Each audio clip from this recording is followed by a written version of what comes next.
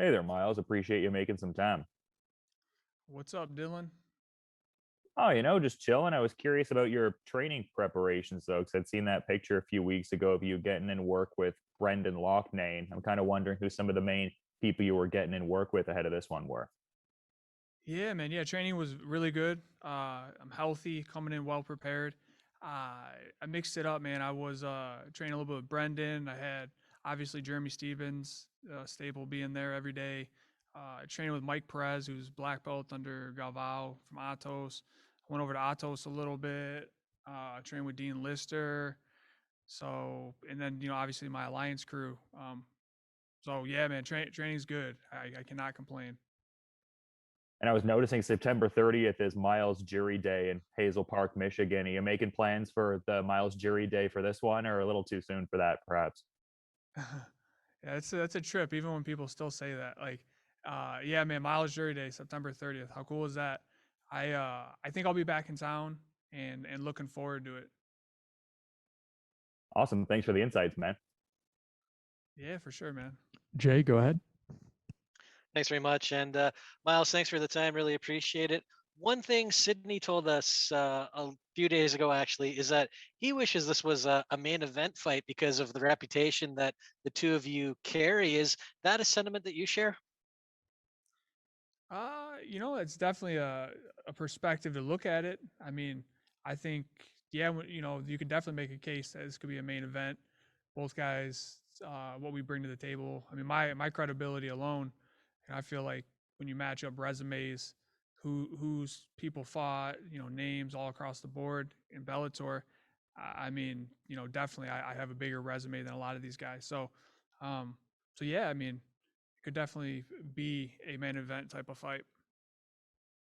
And when you talk about that resume, if you do get the win here, that's three straight over some quality competition. So where does that leave you, in your opinion? And are you at all frustrated by the lack of movement atop the division with Pitbull tied up in the Grand Prix? Man, I try and focus on stuff that I can control in this game, and believe it or not, there's just a small portion that I can control.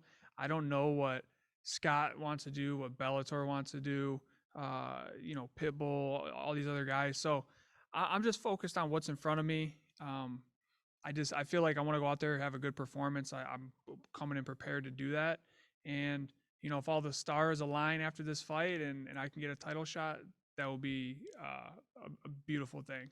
Jamie.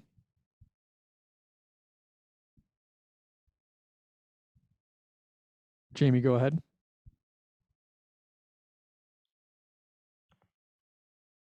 Jamie.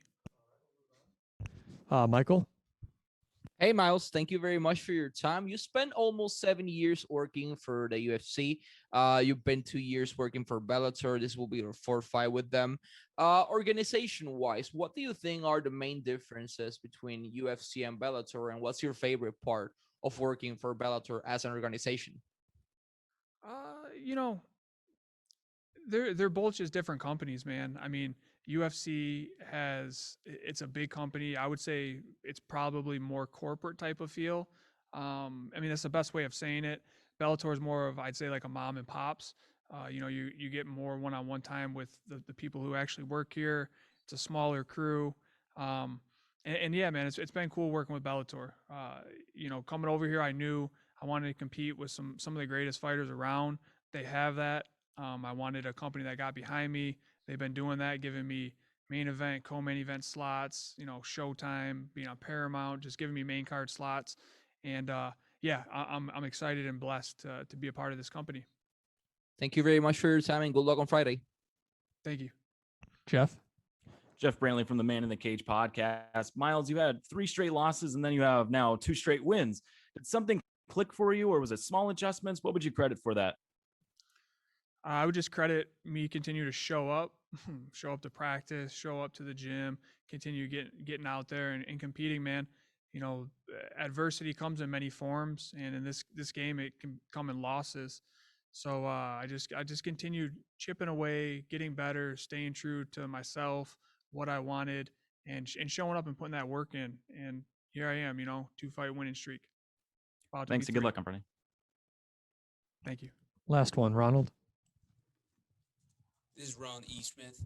Miles, I always also I also know about you is that you're also very, very proud about being also financially secured outside the fight game. That's something that not a lot of fighters are really able to work well with. When did it click with you to be able to find a way to find the stability while also still balancing your fight game? Yeah, I think that's a great question, man. For myself, I came up as a fighter. I have no inheritance. I have no college degree. I have nobody paying my bills. So I spent a good portion of my late teens, early 20s living on couches, stretching $20. And then, when I got to the UFC, which was the biggest organization at the time, I knew I was like, man, I don't want to live like this forever. And then when I started making money there, I was like, damn, I'm making like 8,000 and 8,000 and living in California. I was like, this, where's all the money at? Like, so I kind of just understood right there that I'm not signing an NFL contract and that I'm in a different game, a different league. So I had to really learn about financial education if I wanted to be financially secure. And that's what I did, man. I learned about, uh, real estate assets, liabilities.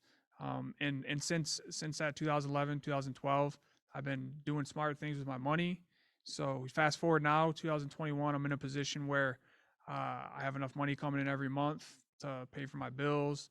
I get to fight. It's a blessing that I choose to do. I don't have to fight for money like I believe a lot of people do. So uh, yeah, it came from fear, man. Fear and just being broke. That's kind of what made me make that decision to make those changes to my life. And thank God I did it, because I wake up sometimes and it's just a huge blessing for me and my family to be in a position to not be dependent on having to win a fight or fight to pay the bills. All right. Thanks for the time, Miles. Good luck on Friday. Thanks, bud.